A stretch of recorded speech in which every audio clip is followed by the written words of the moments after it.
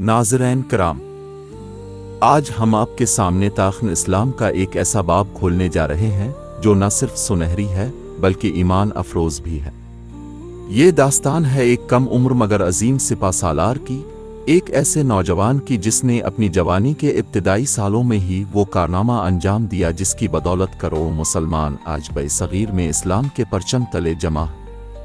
ये है कहानी मोहम्मद बिन कासिम की, वो नौजवान फातेह जिसने सिंध को बाब अल इस्लाम बनाया। मोहम्मद बिन कासिम का नाम सुनते ही जहन में एक ऐसा बहादुर सिपाही आता है जिसकी पेशानी पर जवानी की ताजगी, दिल में ईमान की रोशनी और बाजू में फौलाद की सी ताकत मौजूद थी। लेकिन दोस्तों, उनकी जिंदगी सिर्फ एक फौजी मुहिम का नाम नहीं थी बल्कि ये एक जिदोजहद थी इंसाफ कायम करने की, मजलूमों की दाद रसी करने की और इस्लाम का पैगाम फैलाने की।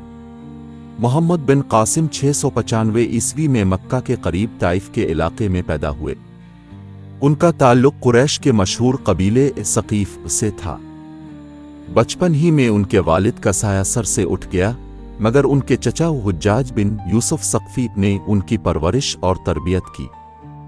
हुज्जाज अगरचे सख्त गिर था लेकिन हिकमत अमली और सियासत में कमाल रखता था।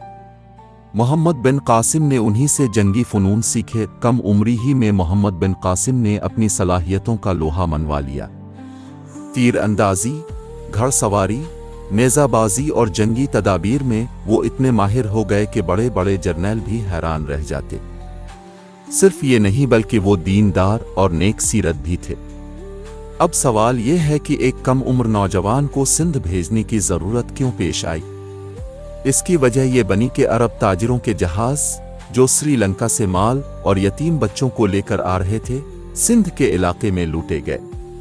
औरतों और बच्चों को कैद कर लिया गया। एक मुसलमान औरत ने कैद के दौरान पुकारा, ए हुज्जाज, हमें बचाओ। ये आवाज जब हुज्जाज बिन यूसुफ तक पहुंची तो वो आग बबूला हो गया।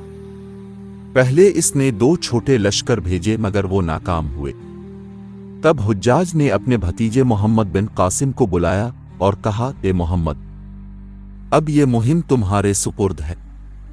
तुम इस्लाम के लश्कर को सिंध में ले जाओ, मजलूमों को आज़ाद कराओ और इंसाफ कायम करो। मोहम्मद बिन कासिम 712 ईस्वी में सिर्फ 17 साल की उम्र में 6000 फौजियों के साथ सिंध की तरफ रवाना हुए। उनके पास जदीद असलहा, घोड़े, ऊंट और सबसे बड़ी जंगी मंजनीक अलजुआजा भी थी जो एक वक्त में पहाड़ जैसे पत्थर फेंक सकती थी। सबसे पहले उन्होंने दीबल का रुख किया जो आज के कराची के करीब वाक़ था। दीबल एक मजबूत किला था और वहां एक बड़ा मंदिर भी था। कई दिनों तक घुमसान की जंग होती रही। आखिरकार मंजनीक के पत्थरों ने किले की दीवारें तोड़ दी और मुसलमान फौज अंदर दाखिल हो गई। दीबल फतह हुआ, कैदी आज़ाद हुए और वहां पहली मस्जिद तामीर की गई। दीबल की फतह के बाद मोहम्मद बिन कासिम आगे बढ़े और नीरोन को मौजूदा हैदराबाद पर कब्जा किया। यहाँ के लोगों ने सुलह कबूल कर ली। फिर उन्होंने सहवन की तरफ पेश कदमी की। सहवन का किला भी सख्त मुज़ाहमत के बाद फतह हुआ। मोहम्मद बिन कासिम ने हर इलाके में इंसाफ और नर्म मिजाजी से हुक्मरानी की। गैर मुस्लिमों को उनके मजहब पर रहने की इजाज़त दी और सिर्फ जिज़्या मुकर्रर किया। अब बारी थी सिंध के हुक्मरान राजा दाहर की। दाहर एक ताकतवर राजा था जो अलूर, मौजूदा नवाब शाह के करीब में हुकूमत करता था।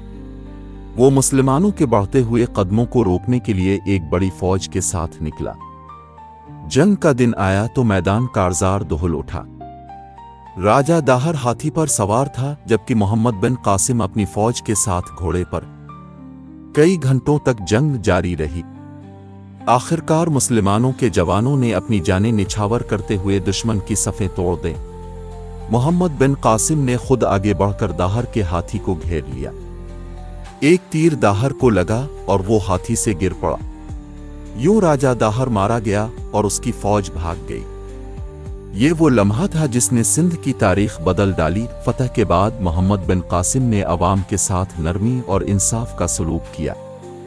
उन्होंने किसी को ज़बरदस्ती इस्लाम कबूल नहीं करवाया बल्कि मजहबी आज़ादी दी।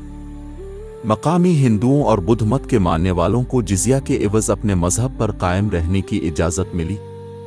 ان کے عدل و انصاف کی مثالیں ایسی ہیں کہ ہندوؤں نے بھی ان کی تعریف کی۔ ہزاروں لوگ ان کے اخلاق سے متاثر ہو کر خود بخود اسلام میں داخل ہونے لگے۔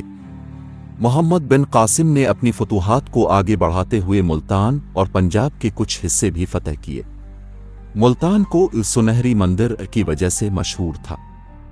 وہاں بھی انہوں نے مندر کو مسجد میں بدل دیا اور لوگوں کے ساتھ انصاف کا برتاؤ کیا، لیکن افسوس، جب محمد بن قاسم کی فتوحات بڑھ رہی تھیں اور اسلام صغیر میں مضبوط ہو رہا تھا، اسی وقت سیاست نے ان کی زندگی کا چراغ بجھا دیا۔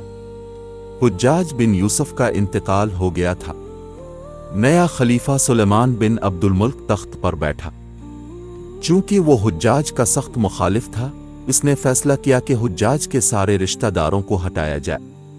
محمد بن قاسم کو بھی واپس بلا کر گرفتار کر لیا گیا۔ مورخین لکھتے ہیں کہ انہیں بصرہ کی جیل میں سخت اذیتیں دی گئیں اور آخرکار 20 سال کی عمر میں یہ عظیم مجاہد شہید کر دیے گئے۔ محمد بن قاسم اگرچہ کم عمری میں دنیا سے رخصت ہو گئے، لیکن ان کا کارنامہ ہمیشہ زندہ رہا۔ ان کی فتوحات کی بدولت سندھ کو باب الاسلام کہا جانے لگا۔